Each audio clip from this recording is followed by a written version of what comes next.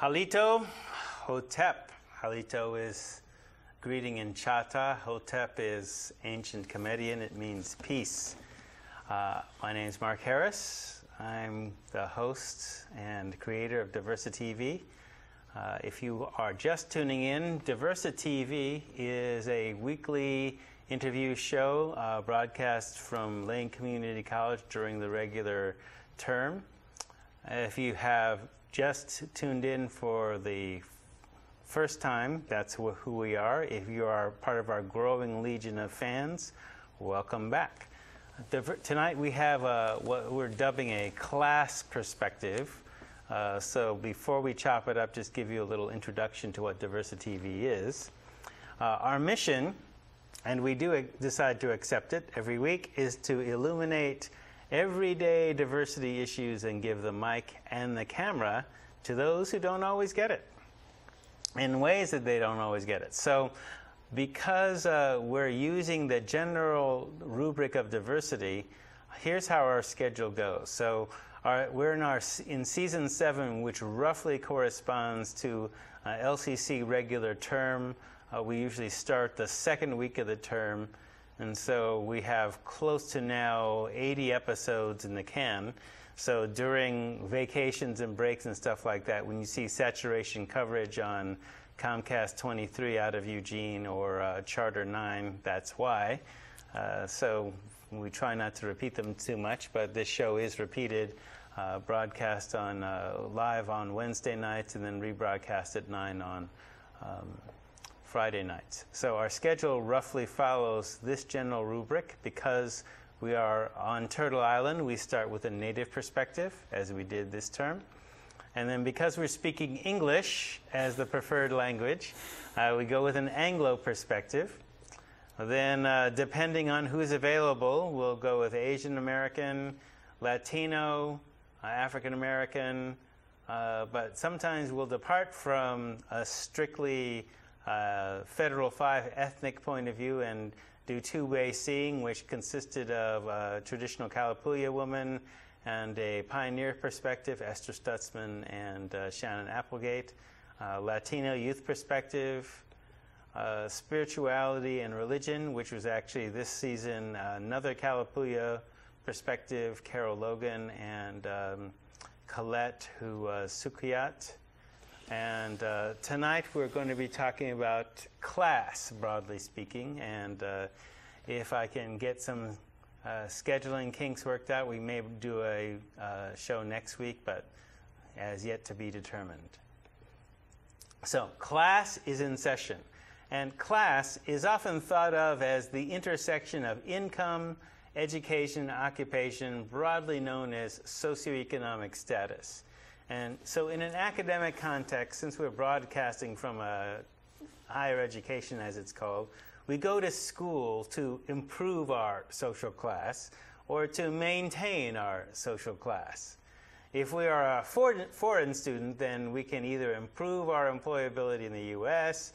or use our skills back in our home country, or some combination of such things in a global market. That's ostensibly the idea. So usually when we refer to a place, for example, even though I teach a 3-term African American class where we start in 10,000 BC and go to now in 3 terms as we just finished up today, when we refer to a place like Timbuktu, it's often seen as a faraway, remote place, not a place of learning, even though there is, or may be, or may have been, a center of learning there for centuries before those who brought the English language even had an alphabet in that language.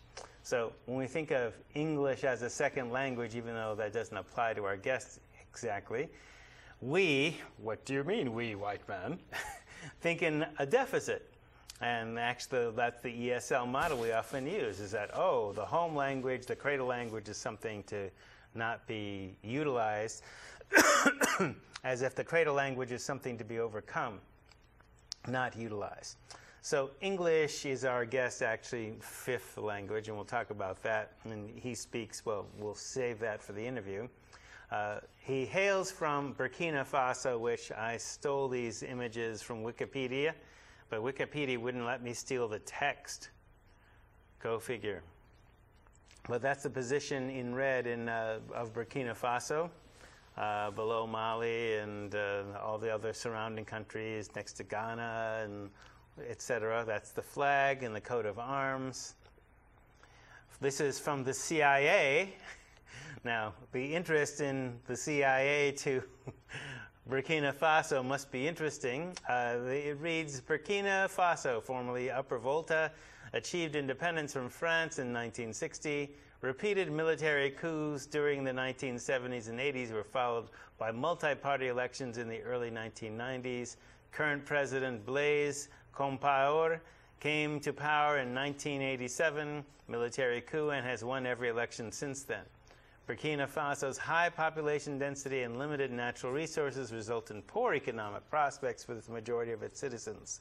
Recent unrest in Côte d'Ivoire and northern Ghana has hindered the ability of several 100,000 seasonable Burkinabe farm workers to find employment in neighboring countries. In January 2008, Burkina Faso assumed a non-permanent seat on the UN Security Council for the 2008 and 2009 term, which is an interesting statement from the CIA. Like, why does the CIA take interest in Burkina Faso at all? But our guest tonight will answer that. His name is Mahama Abdel Samir Sidbiwinde Bandaogo. That's right. Thank you. So we kind of answered where are you from, but let me ask, where are you from in Burkina Faso? I'm exactly from Ouagadougou, but my dad is actually from Zigla Kulpele, which I would say I'm from because that's where my grandparents grew up. That's where my origins are. But I was born in Ouagadougou, the capital of Burkina Faso, and I grew up there for 19 years before I came here. So. Okay. So once when we discussed it, because he was in the interest of full disclosure, Samir or Mahama, because various people on campus call him different names. They're both his name. He was in my African American class for 2 terms. Yes. And he thankfully held on to the tradition that I had basically said to the American students. I said every African student and indeed every African staff member that's ever worked at Lane Community College spoke at least 3 to 5 languages. And so he held up his end of that, and English being his 5th language, is it? That's right. So what does Burkina Faso mean, and also Ouagadougou? Because we also talked about that, because many people are kind of, Eugene is named after Eugene Skinner. Oregon, we don't know exactly where that came from. Is it hooligan? Is it a native word? What is it? Et cetera. But that has led to some lively discussions in terms of people's names meaning something and place names meaning something, and Africans tended to be in touch with that more than most of us Americans. So what does Ouagadougou mean, and what does Burkina Faso mean? I'll start off by Burkina Faso first. As you said, the country was called Upper Volta, and that was the name given by colonial France during the colonization. And then in '84, we had a president that was that really cared about traditional beliefs. So he decided to get rid of the colonial name and give the country a traditional name. Okay. So the 2 most languages spoken in Burkina Faso are More and Jula. Okay. So Burkina come from More, and you actually say Burkindi. Burkindi. Burkindi. Okay. But we kind of like adapted it to the French language to be able to spell it and maybe get a better sound combination with the second word, which is Faso. It comes from poetic Jula. License, as we'd say. Yes. Okay. Which is Jula, the second largest language spoken in Burkina Faso. So the combination gives us Burkina Faso. And Burkina Faso, like Burkindi in More, means integrity. And Faso means the land of my father. So when you put it together, we define it to be, in French we say, le pays des hommes intègres. Ah, okay. The land of my fathers. Huh? Yes. So the land of my father as like, you know, the land of honest people, or something like that. Land of honest people, okay. Yes. Then Ouagadougou is the capital of Burkina Faso, and it was named after someone called Ouaga, which he was the son of the third Mogonaba, and the Mogonaba was the king of the Mosi kingdom. But the king had two older sons that were twins. So the brother was chosen to be the king. So the other brother was mad and headed to the south and created his own kingdom. Since his name was Ouaga, so we called it Ouagadougou, which means land of Ouaga. Okay, all right. Yes. Because certainly under what we learned about first term from Chancellor Williams' book, The Destruction of Black Civilization, you had the right to rebel. Yes. As long in Africa, it's part of the what he referred to as the African Constitution. But your rebellion meant that you had to leave and go somewhere else because Africa's a pretty big place, and so there's plenty of space for you to go do that rather than get into beef. Yes, that's true. What we were talking about before we got on camera, because you know it's kind of intrigued me that the CIA had that much information. Like, and I asked, "So, were you guys ever communists or something?" And so, what was up with that? Actually, the same president that changed the name to Burkina Faso kind of had some socialist, communist views, if you put it, and so I guess you know that's probably why I can see why the CIA would have an interest in the country, because we had strong relation with Cuba, okay, and Taiwan, okay, and wait, Russia. Cuba and Taiwan? Yes. Well, you look like you're playing both sides of the fence. Communist, Well, capitalist. I mean, yeah, I yeah, guess. like many people in Africa were. That's right. So we also had really strong relation with Russia too. So that's Cuba and Russia were the main countries the government would give scholarship to people to go study. Okay. And so that president got actually killed by the current president. Okay, Wait, I don't know if I should be saying this on well, TV. well, I mean, it's okay because you said they were friends, but you know, Yes. how friendly were they, right? Yeah. So yeah, he. And there was that question that we talked about off camera because, CIA, did they help? Well, it's hard to say, right? Yeah, some people believe it did, and I wasn't born at that time. So I was born in '87. I was 1 year old, so I don't really know what happened or anything like that. So, but.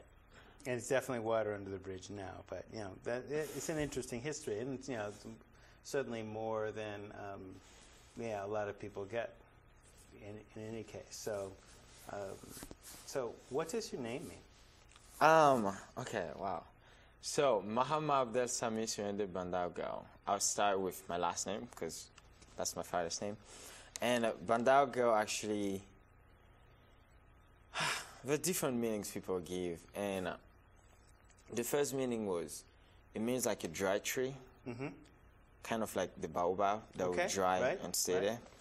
And that story comes from the fact that actually my ethnic group is Bisa. Okay. And the first Bisa ever, last name was Bandaugo.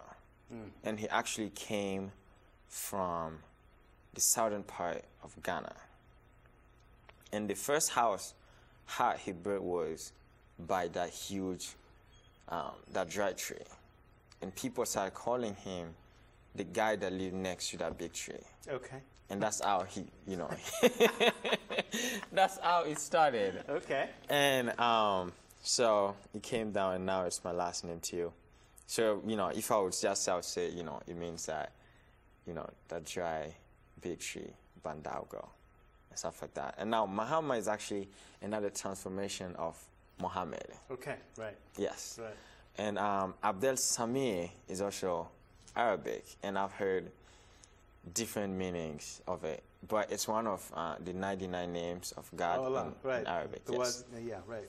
And the most common one I've heard means the listener. Okay. Among the 99 names. And Sidbu Wende is from actually More. It's not from a language. Right. It's from More, and More means only God can tell the truth. But now the reason why it came from More, like I just said, the Moro kingdom were the most powerful kingdom in that region.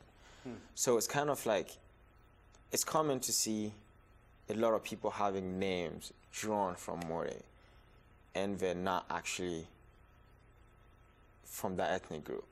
Like in my village, the king's name, since we can't call him by his first name, we have to give him his dynasty name. Not his dynasty name, but he's kind of like his presidency name. Yes, something. right. An official title. Yes, an official title. Yeah. Even that name is drawn from Moro too. So. Okay.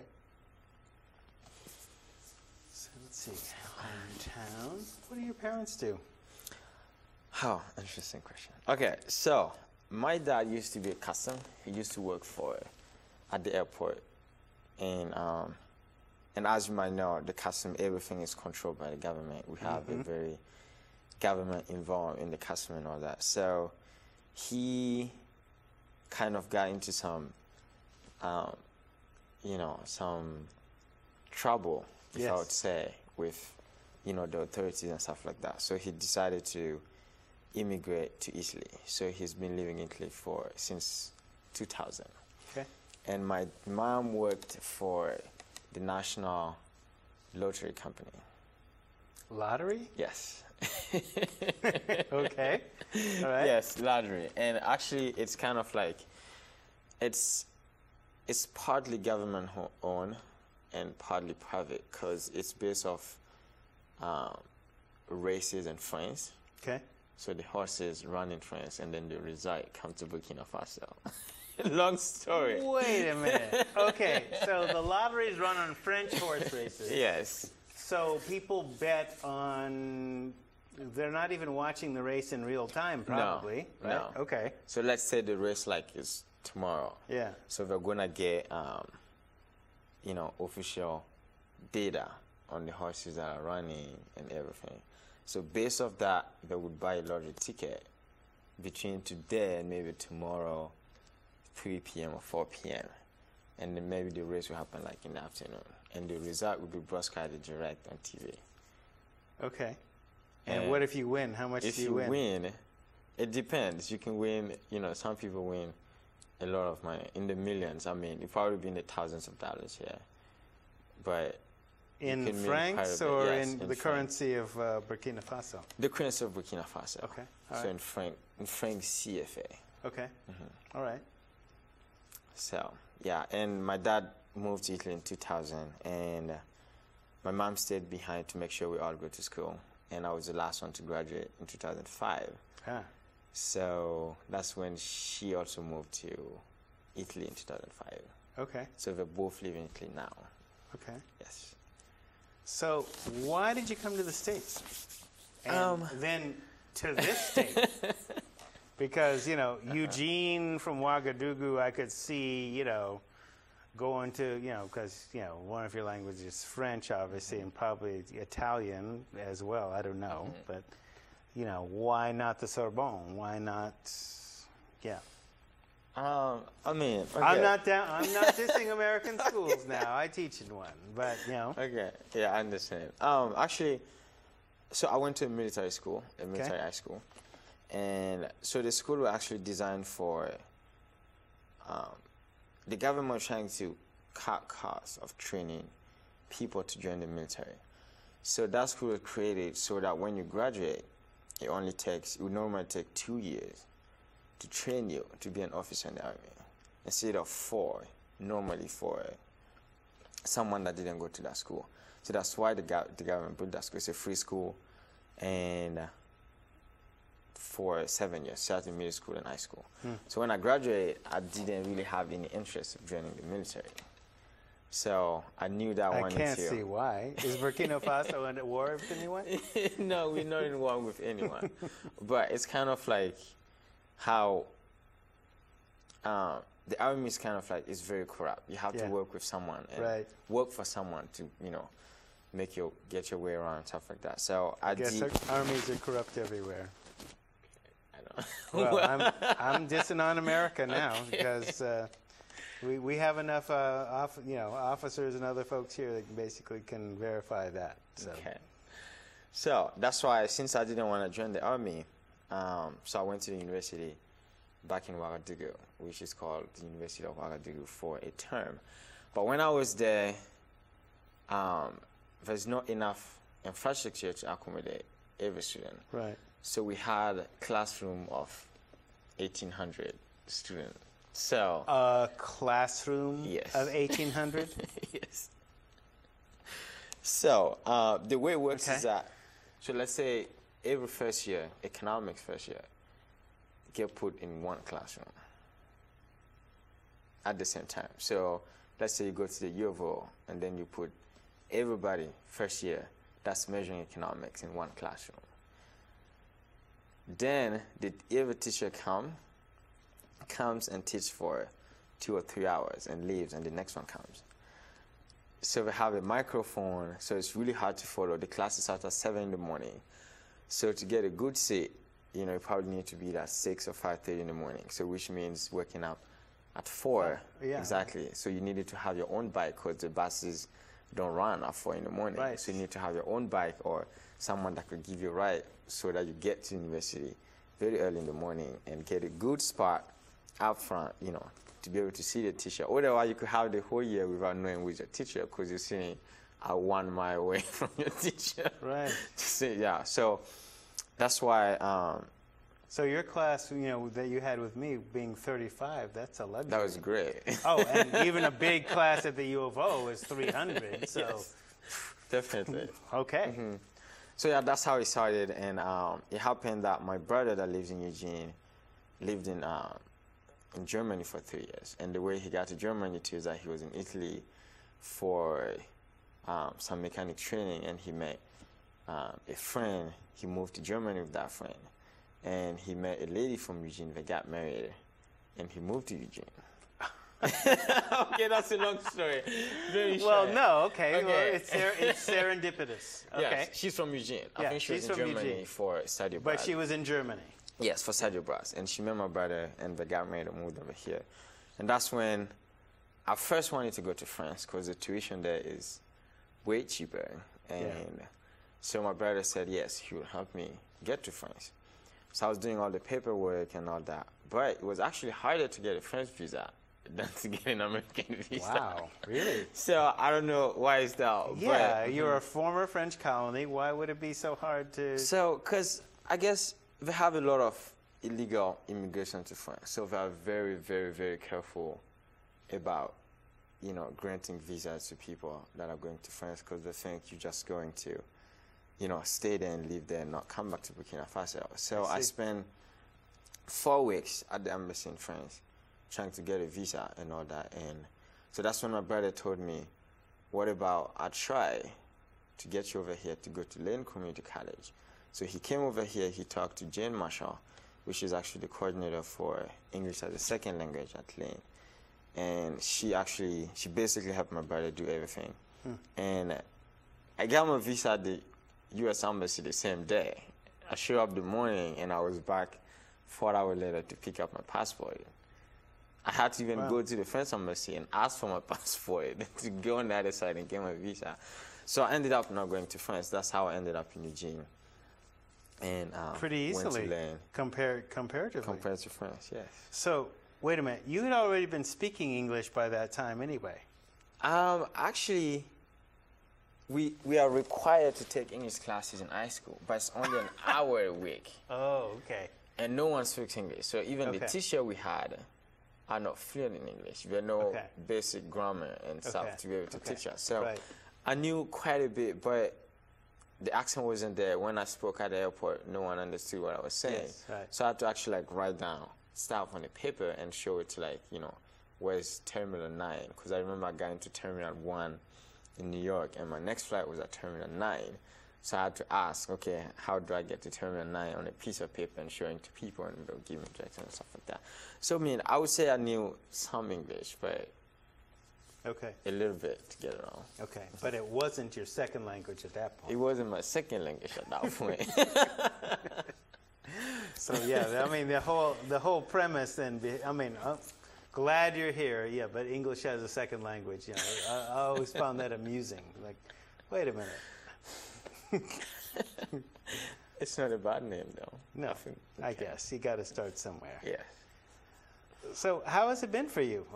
So as the logo basically flashes, you know, you're assistant director for the U of O African Students Association. And we'll get into Africa Night, and that just happened in a little bit. But how has it been for you, generally being here?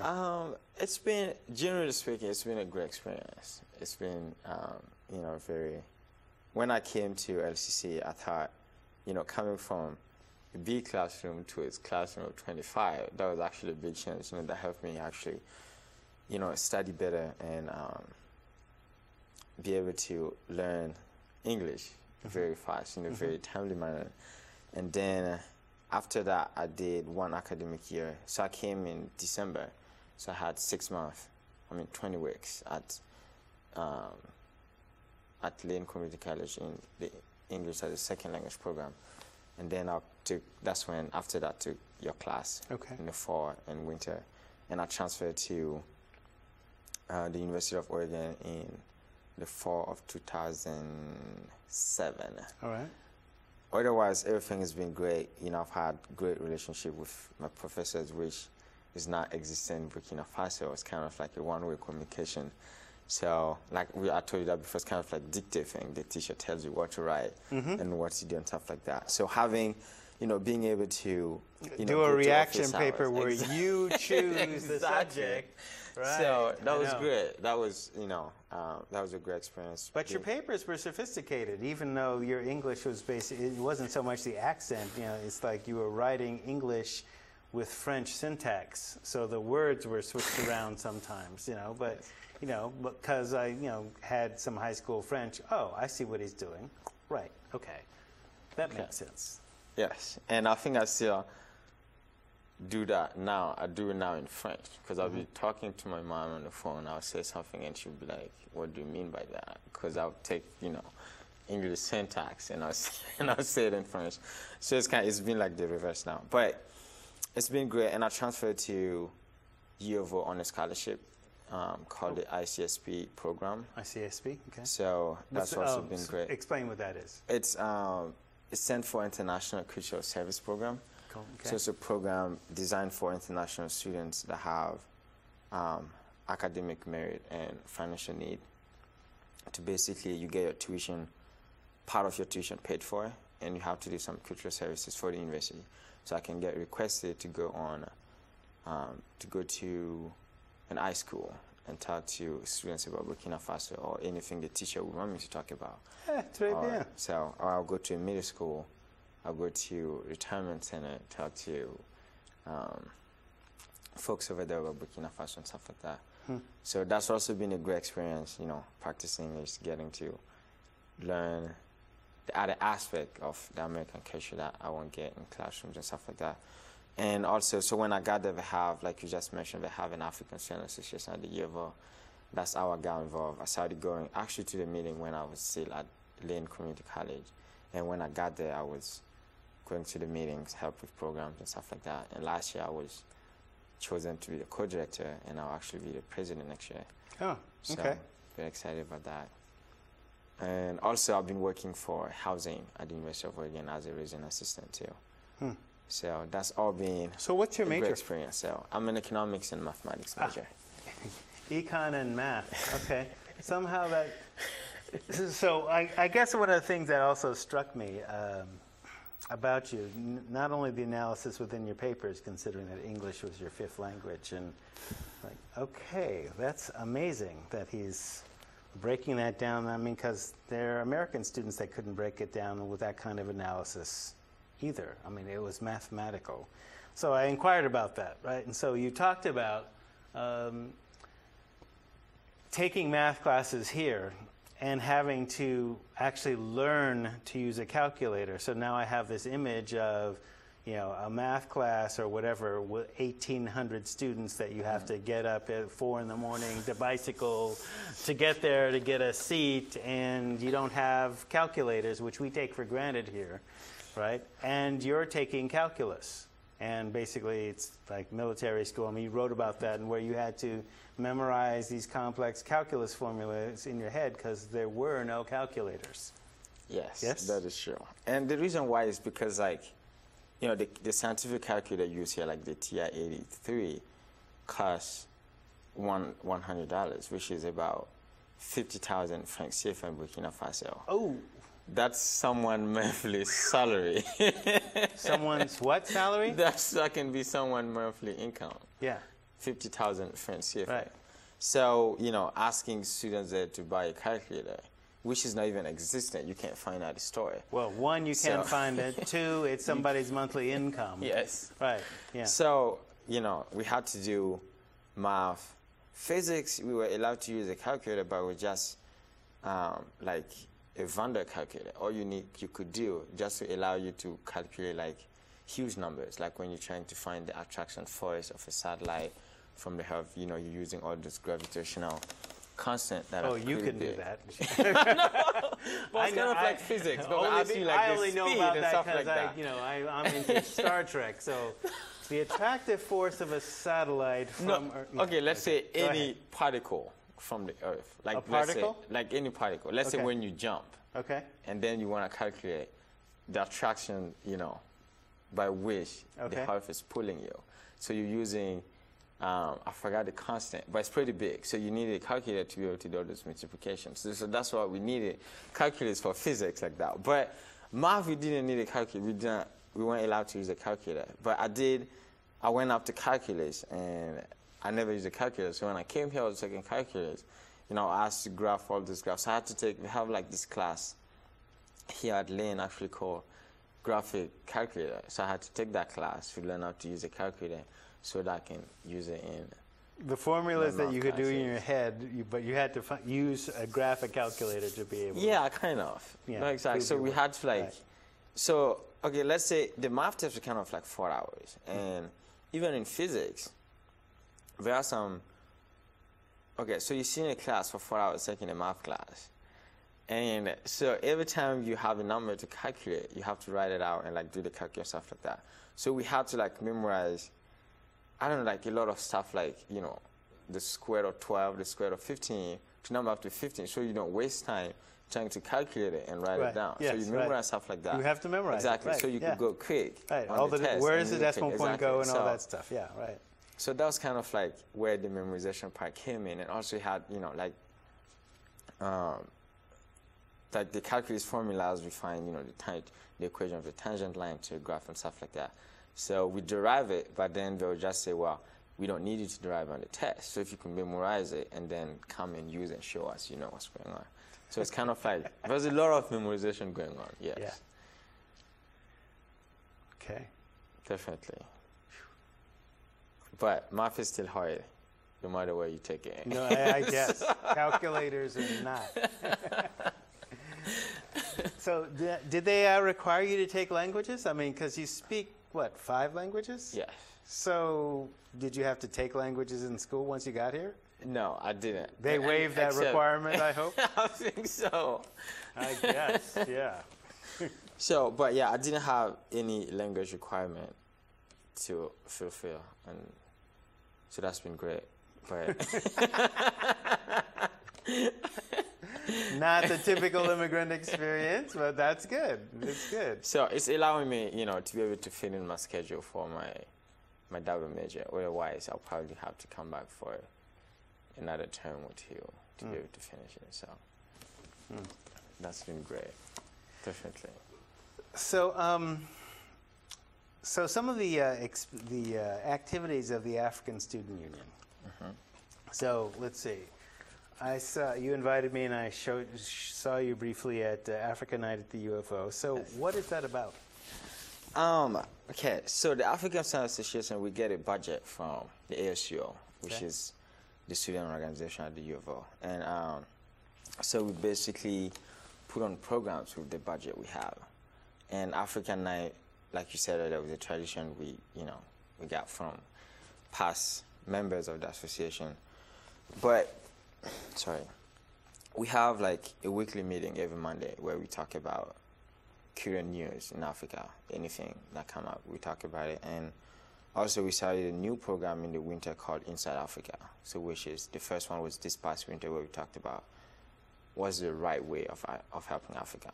So you heard, 50 billion being donated for AIDS prevention, the IMF giving loans to all those countries. So, and poverty is still increasing. So what's the right way of helping Africa if that is not working? Well, that is kind of, all right, so you took class first and second term. Yes. So, we talk about the Berlin Conference, right? And then, what I neglected, so I apologize to all my students out there. We don't talk about Bretton Woods, which basically is almost the Berlin Conference. So the Berlin Conference is the United States, all the countries of Europe in the latter part of the 19th century dividing up Africa. No Africans are invited to the conference. So they basically just cut it up and said, okay, you get this part, Italians get this part, America gets Liberia, France gets, and they divide up Africa, right? And those are, the African colonies, essentially. So, so where that begins to change, and as I was telling your friend, I said the one good thing about Hitler, is that he basically sucked up Europe's resources in defeating him, so that those European countries had to let go of their colonies in Africa, and that begins an African liberation movement. So at least we're free of colonialism. Unfortunately, though, since those African leaders are educated at European schools, they don't necessarily think about outside of the European box in terms of what is our economy going to look like. So some people like Nyeri are thinking about alternatives to Marxism, Ujamaa being African socialism, but, where's the implementation piece? How do we actually make this work? So, right, you were talking about, IMF making loans, lest we be too controversial on DiversiTV, right? We're making loans to African countries, and they're getting more and more in debt. Yes. More poverty, not less.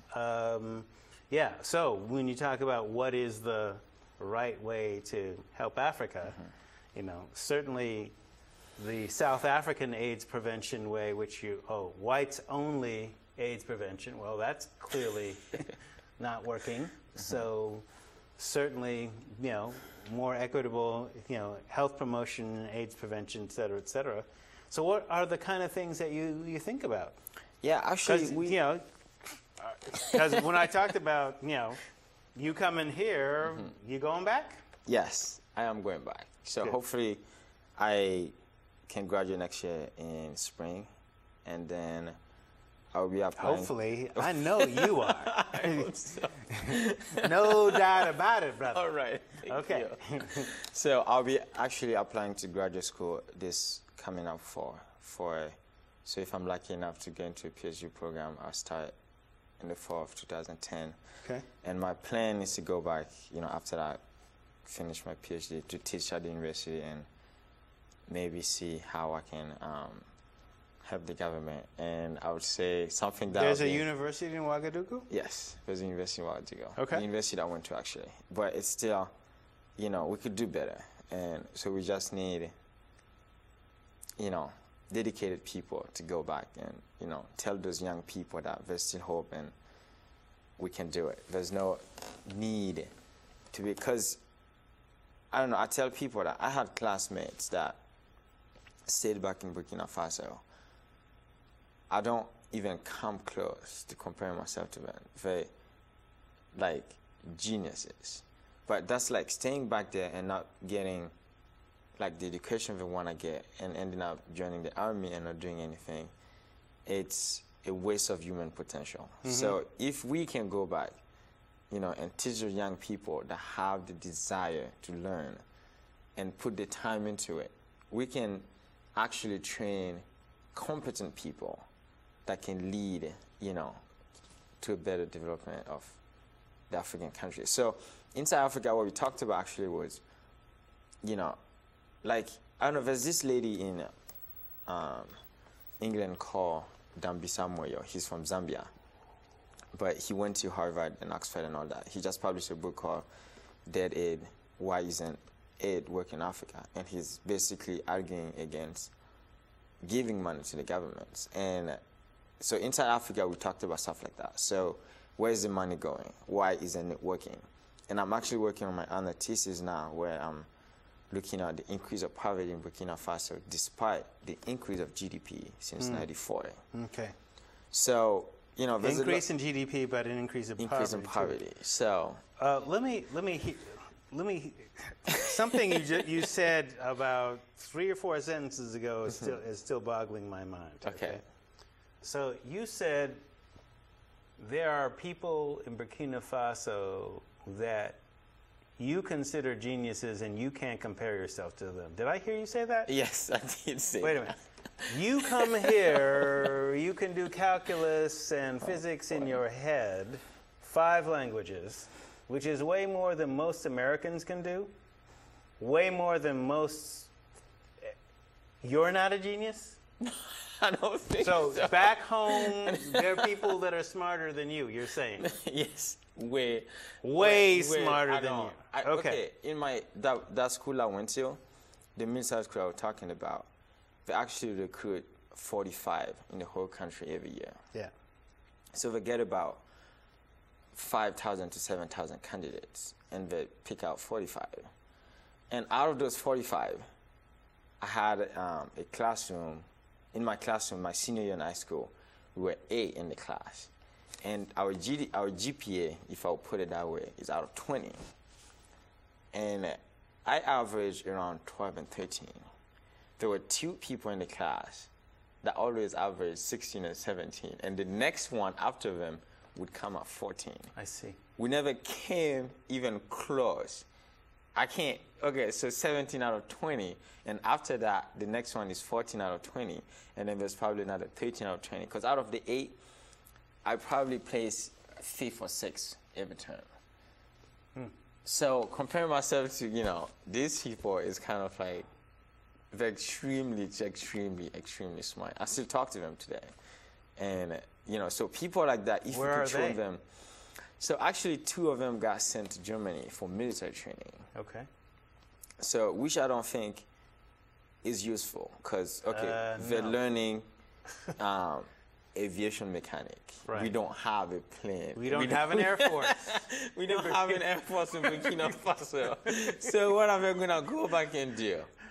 Well, right. I mean, if you take that talent, that incredible. Exactly. I mean, look. I know that you have capability, and I'm not trying to butter you up, but I mean, your capabilities are way beyond a lot of people here.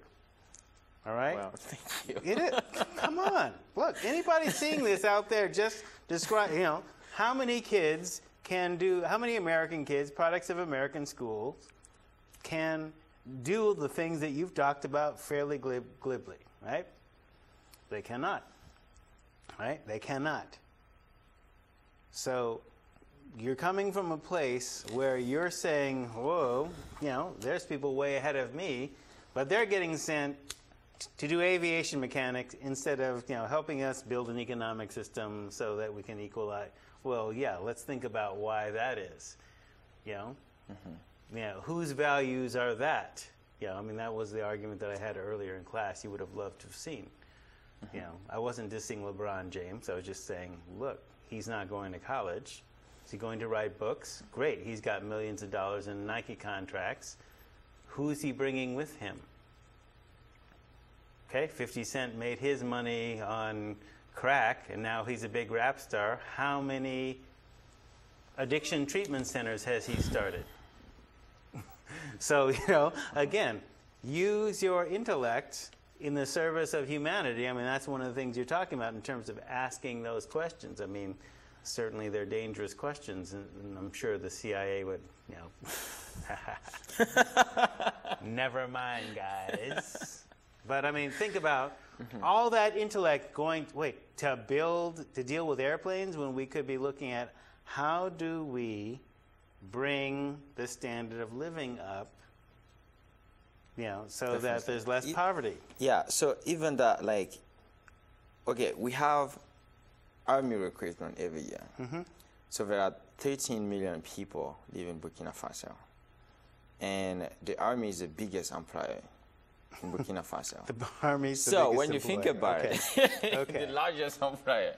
So we're not going to war against anyone. We don't even have enough food to eat, let alone go to war against people. I mean, yeah, the Wikipedia site that wouldn't let me copy the text, it was basically saying that you're second from the bottom in terms of human development. Yes, in the UN. Okay, so why is this going to an army? Unless that army's fighting poverty. That's true. Oh, did I say that? War on poverty. Oh, what a concept.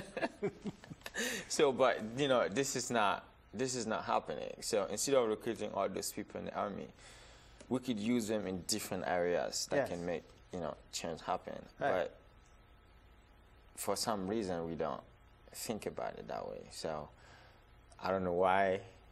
Hopefully, I don't know, maybe you can, you can tell me why, but no. Little brother, I wouldn't want to get you killed. But, there are some lessons. I mean, when you take an African-American class and, when we try and bring in, the connection between, Turtle Island, or the Circuit of the World, as they call it in Africa, and Al-Kabulan, right, there are some things not only you have to teach us, but our civil rights movement has to teach you. In terms of looking at, okay, if, the army could be used to build infrastructure. Definitely. Right? Like, I have nothing, against, our men and women in service. Okay? However, right, it takes a lot to kill somebody. That's a lot of energy to learn to kill. So what if you turn that same energy into actually fighting poverty? Building infrastructure, schools, hospitals. Right, we spend more on prisons than we do on schools and hospitals. And where does that go?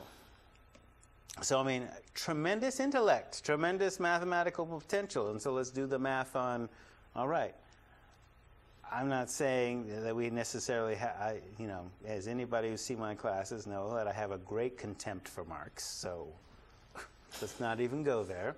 But there are some, older structures that we can look at in terms of this is what we do for our people, and everybody's our people, and which of your children do you not decide to feed? Right? I mean, is the army going hungry? No. No. Okay, so if the largest employer is the army, let's put the army to work, not in quelling rebellions, but eliminating the cause for rebellion.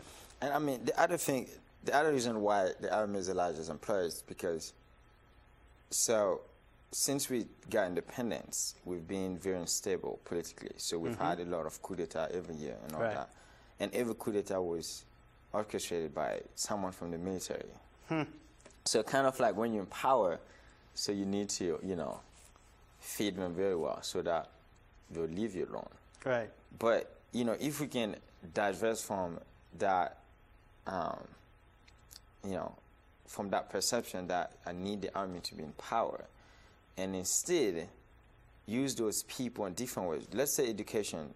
Okay, 2% of the population in Burkina Faso graduate from high school. 2%? 2%. Okay. And it's not because people don't want to, because they're not being told they can do it, and they're not being told, here are the resources to do it. We have a huge lack of teachers. So why don't we train instead of recruiting in the army? So why don't we train these people? Because I know people that go to the university in Ouagadougou and that join the army after the 4th year, just to sit around. So they're leaving, after 4th year in the university system. So which is kind of like, the 4th year is kind of the master, because we do the bachelor in 3 years, and then we do the master in 4th year. And they'll join the army, not to even be an officer. I did hear that correctly. So, bachelor's in 3 years and the master's in the 4th year. Yes. Okay.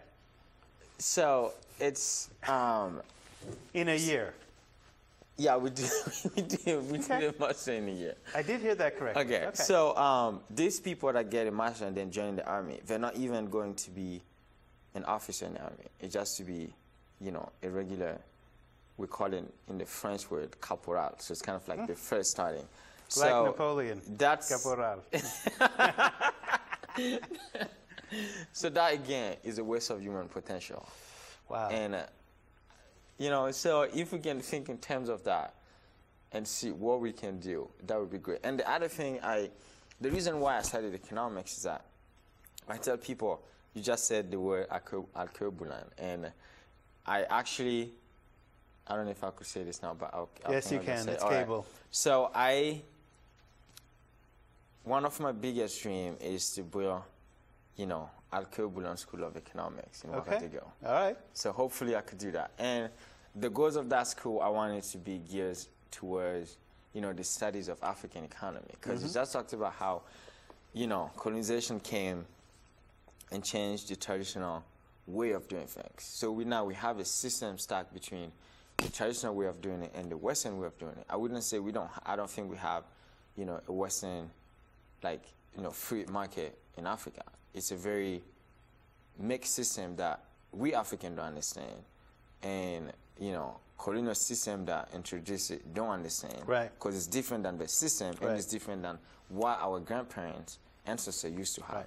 So what we need to do is ourselves study those systems and figure out, so which way do we want to take it? The principal thing that would be dangerous about that, and it's something that which does not mean that you don't do it. Okay. But as an example, all right? We talked about in my office, the Dogon used to live in Burkina Faso, right? And so among them, farmers are really important because farmers create food and food feeds the people. Yes. All right? So in the traditional African system, the farmers are at the top of the social hierarchy because they feed people. Right? So and it's a spiritual discipline. So in a system like that, it's the farmers who are wealthy, okay, even though the land is owned in common, right? Not the middlemen. So do you see the problem? No? Right? So it would be, in that system, if you applied it in South Africa, the gold miners and the diamond miners, the actual people that actually do the work to produce this stuff, become the richest people, and the middlemen just get a small cut and not become rich in the African system. Yes.